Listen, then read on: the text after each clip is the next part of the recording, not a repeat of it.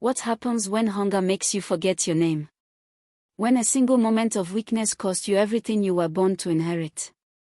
In a sun-scorched village where land was legacy and birthright was breath itself, a man stood at a crossroads between survival and surrender. One choice. One meal.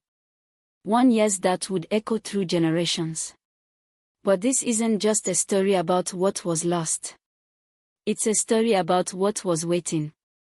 Before his name became a warning whispered at harvest time, there was Joseph.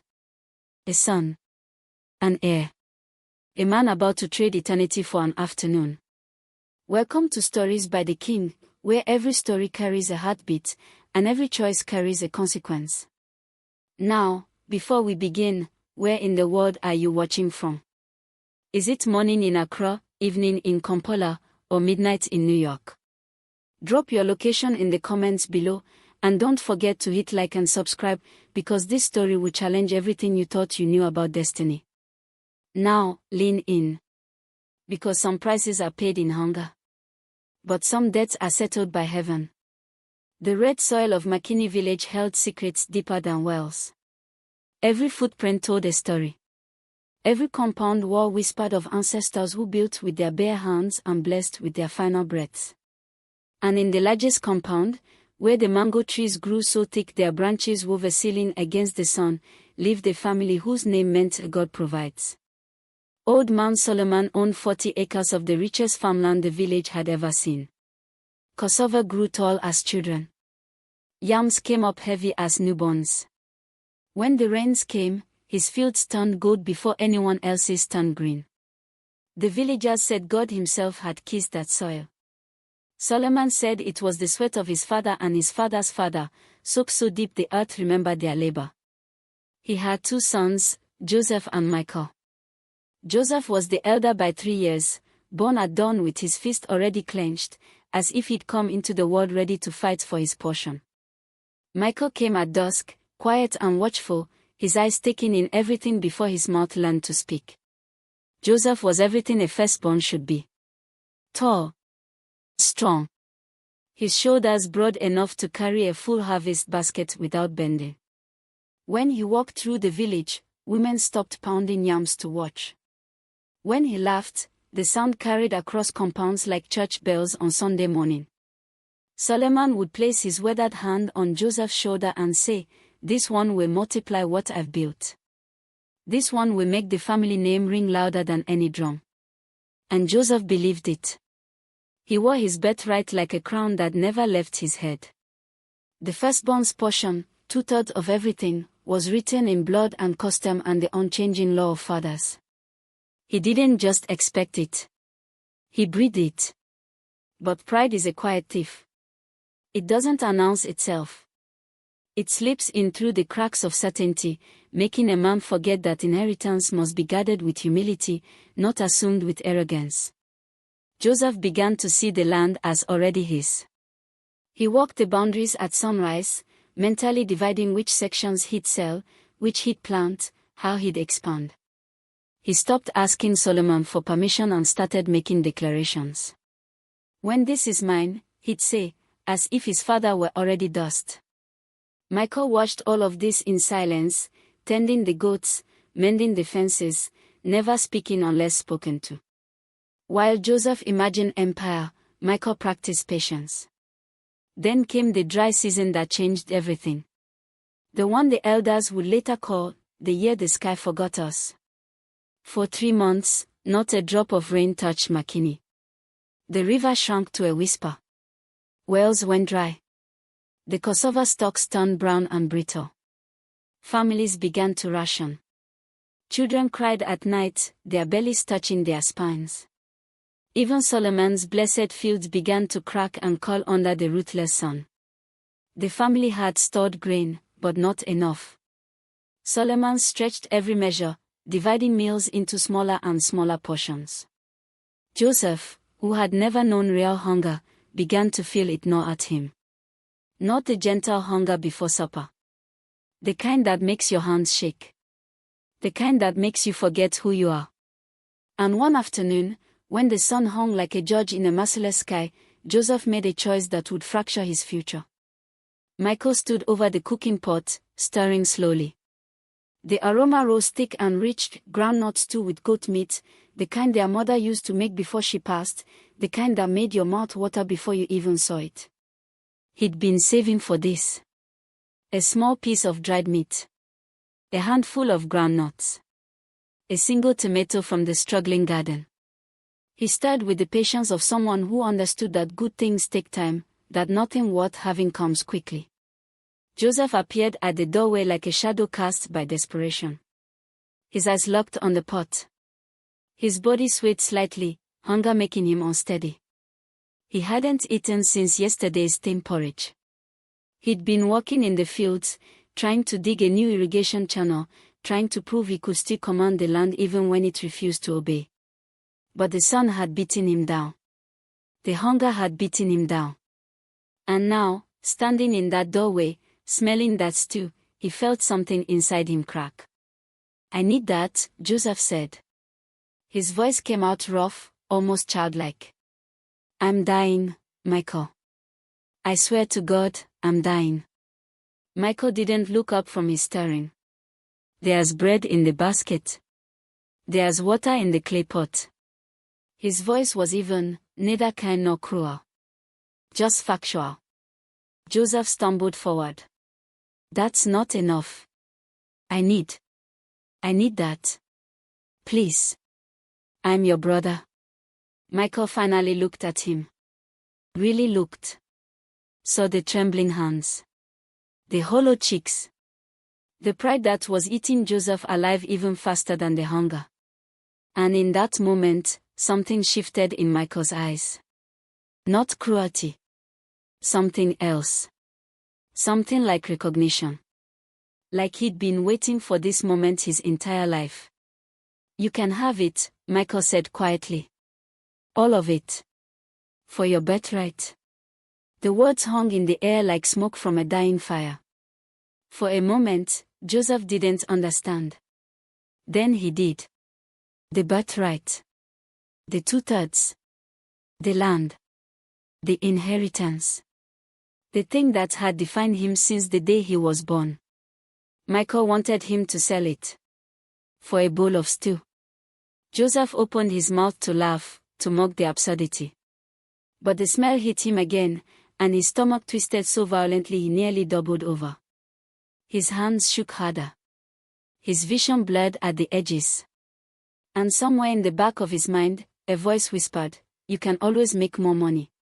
You can always find another way. But if you die now, what good is a birthright?" "You're serious?" Joseph whispered. Michael nodded once. "I'll even write it down. Sign it before witnesses. Your birthright for this meal." Joseph's breath came in short gasps. The world narrowed to two things, the agony in his belly and the steam rising from that pot. Everything else, his father's voice, his mother's memory, the weight of generations, faded into a distant hum. "What good is a birthright to a dead man?" Joseph heard himself say. And he didn't recognize his own voice. Michael ladled the stew into a wooden bowl.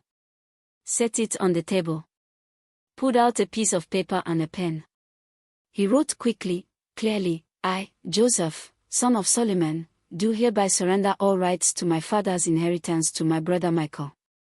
Signed this day in sound mind and of my own free will." He slid the paper across the table. Joseph stared at it. His hand hovered over the pen. "This is madness," a part of him screamed.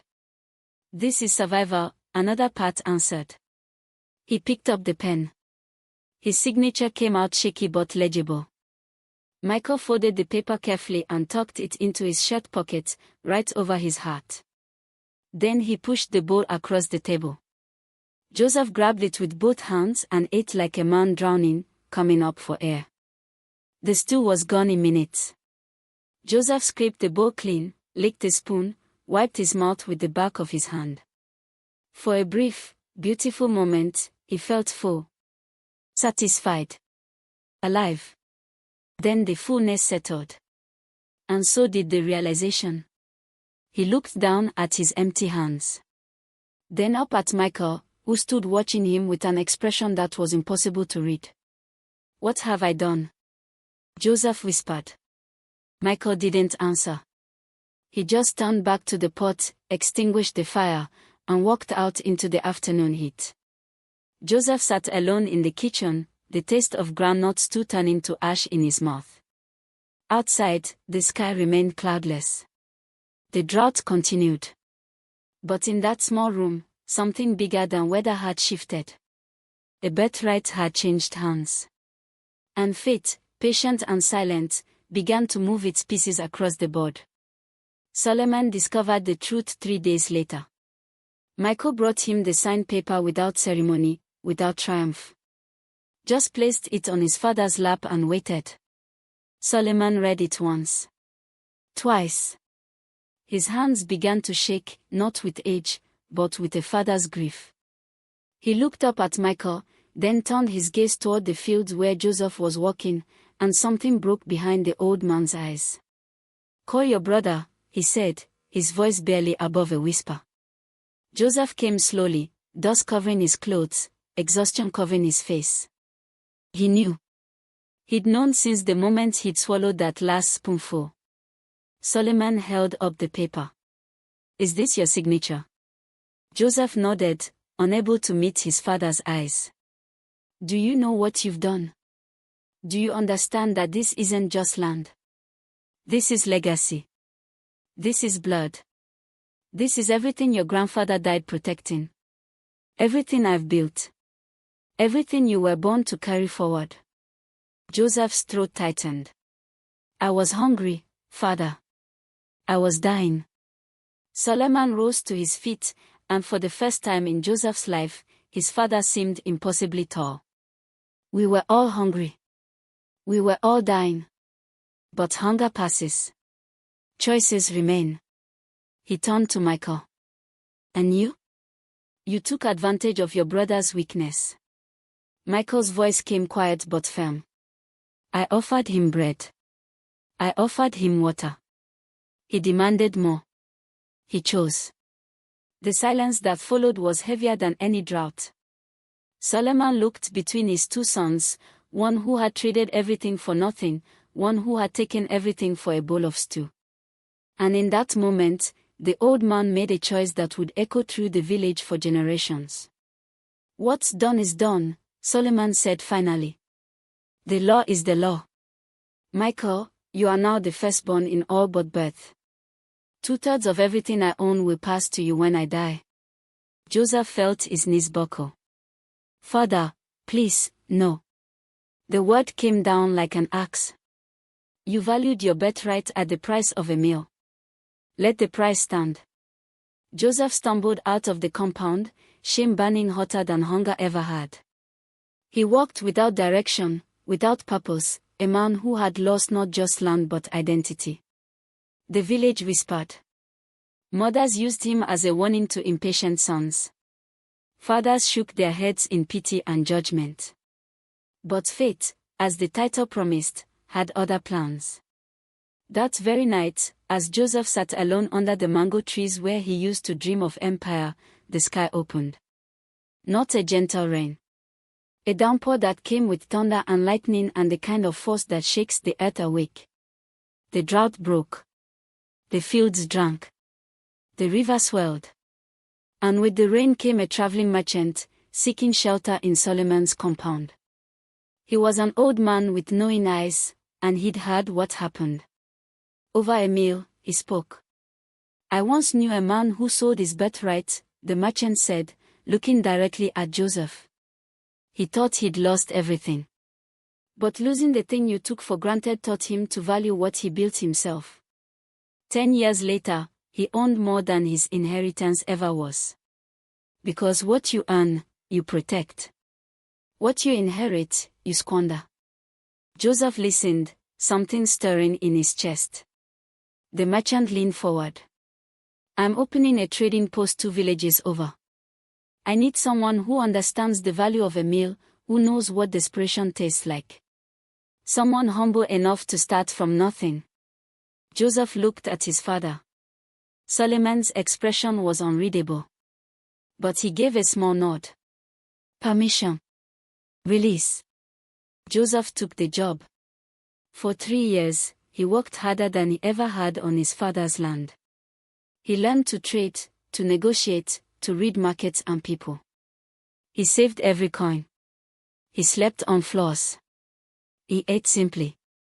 He carried his shame like a weight that made him stronger instead of bitter. And slowly, impossibly, he began to build something that was entirely his own. Not inherited. Earned. Michael, meanwhile, took over the family land with the same quiet patience he'd always shown. He didn't gloat. He didn't expand recklessly. He tended the soil with respect, honored his father, and when Solomon died peacefully 5 years later, Michael divided the inheritance exactly as the law demanded, 2/3 for himself, 1/3 for Joseph. Joseph stood at his father's grave, holding the deed to land he'd once thrown away. Michael stood beside him. "You could have kept it all," Joseph said quietly. Michael shook his head. "The birthright was about order, not cruelty. You're still my brother. You're still our father's son." Joseph looked at the paper in his hands, then at the trading business he'd built, then at the brother who had taught him the hardest lesson with the smallest price. "I lost everything," Joseph said. "And found out I never needed it." Michael smiled slightly. "Fate doesn't steal, brother. It corrects." Joseph never reclaimed his birthright. But 10 years later, his trading empire had grown across 3 regions, and when he returned to Makini for the harvest festival, he walked not with the pride of inheritance, but the dignity of a man who'd built his own name. Michael's field still flourished, and the brothers worked them side by side, not as rival heirs, but as partners who'd learned that what you lose in hunger, you can gain in humility. Because the real inheritance was never the land. It was the lesson that what you trade in desperation, fate returns in wisdom. And a man who learns to earn his worth, rather than claim it by birth, will never hunger again. If this story moved you, hit like, share it, and tell me in the comments, if you had to choose, would you rather inherit wealth or build it yourself? Subscribe to Stories by the King, where every story carries a heartbeat, and every choice carries a consequence. This is Stories by the King, where truth heals, and courage finds its home.